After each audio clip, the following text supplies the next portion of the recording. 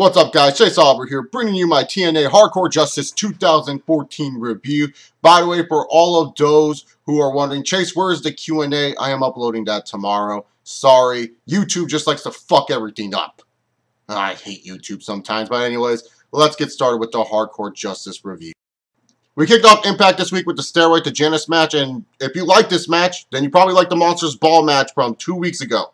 It was pretty much the same exact match with an unneeded stipulation. I will say this, I'm glad Bram's getting a rub. Like I said last week in my review, if he was feuding with someone else other than Abyss, I may actually like Bram. But he's feuding with Abyss, and this match was okay at best. Bram ends up winning, and here's the thing. I get it, guys. In today's wrestling, we don't get to see tacks or barbed wire and all that other crap. And so anytime you see something that's kind of hardcore, it gets to that great level for you, and I get it. But seriously, stop calling every match you just see barbed wire, tacks, and all that other stuff great. This was just okay. If this was during the 90s, y'all would be saying this is a train wreck okay match. None of y'all would say this is a great fucking match. Get out of here. It's good that Bram's getting a rub and he's looking strong and dominant, but do I expect TNA to use Bram for anything? No, not really. Okay, opening match to kick off Hardcore Justice this week. I love EC3, but TNA feuding him with Rhino will not help him. It will not help him whatsoever. And I swear to God, TNA, if you're using this just to make Rhino look good at the end of the day, I am going to hate the living shit out of you. Just end this feud quickly, have EC3 beat him next week, over, done. Continue on with EC3 somewhere else because this guy is way too damn talented to be feuding with fucking Rhino. Samoa Joe versus Low-Ki was a good match. You guys know my thoughts on the match of this build-up, and I said I wasn't really interested in it because I feel Samoa Joe and Low-Ki don't even need to be fighting for the X Division title, and that the X Division title could help younger stars, but it is what it is. And if anyone's calling this a great match and saying, oh, this was an awesome X Division match, Chase, you're just so negative and senile, all I have to say to counter to you people is, did you watch TNA in 2007, or do you like to forget those years?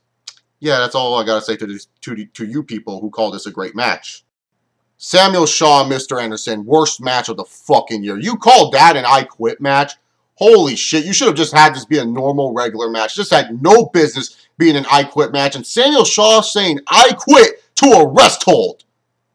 Oh!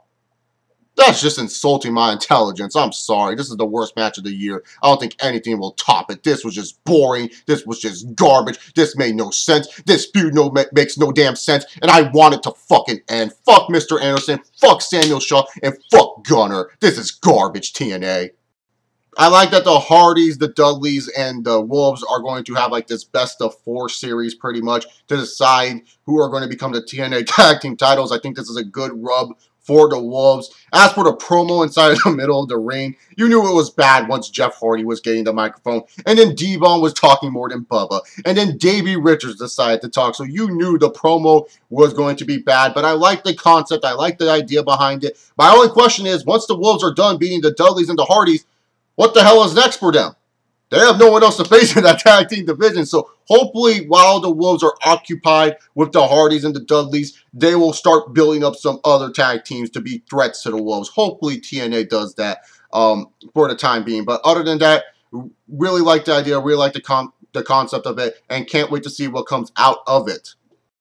The last knockout standing, it was good.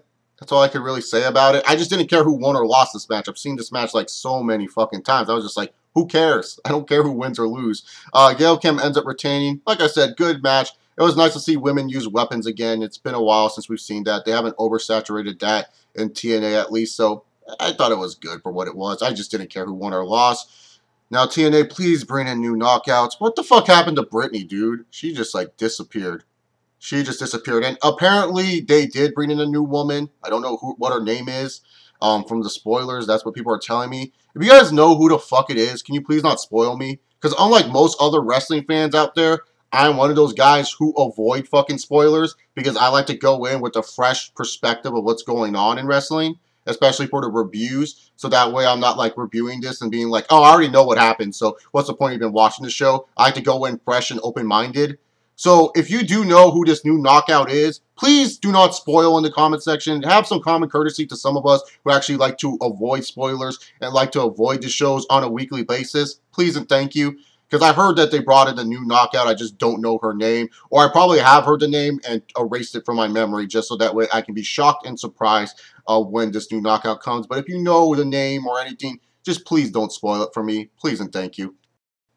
Dixie's promo, who cares? She's hurt. She's no longer going to be a part of Impact Wrestling TV. I give it till after Bound for Glory where she comes back to TV. Yeah, after Bound for Glory for sure.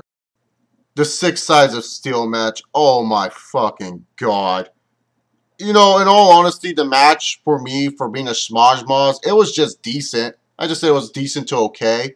But I was just saying to myself, when they had the fucking ending, oh! This is what makes TNA sometimes so unbearable to watch. Some of the stupid, screwy finishes they have to their fucking main events. Really? We couldn't just have Bobby Roode win this match? Hell, if anything, if you're going to do a screwy ending, why not Bobby Roode and Austin Aries? It seemed like those were the only 2 faces people were cheering for, not Bobby Roode and Eric Young. Oh my god! And the thing is, you're sitting here watching this ending, you're not sure who won this match. They don't clarify to you. TNA and Taz are just like, oh, who won? I don't know who won. And Eric Young and Bobby Roode are arguing. It's like, look, I don't give a shit about Eric Young versus Bobby Roode, okay? Just have Bobby Roode win this cleanly. Why couldn't Bobby Roode just win this match easily and go on to face the Destroyer Lashley? How come? Why do you need to have a screwy finish? So, what? I mean, you're not going to do Bobby Roode and Bobby Lashley next week, were you? Were you really going to do Destroyer Lashley and Bobby Roode next week on Impact just because Bobby Roode won a random cage match? No, you could have built this up for one of your other special events that you like to fucking do every 2 weeks. Seriously, man.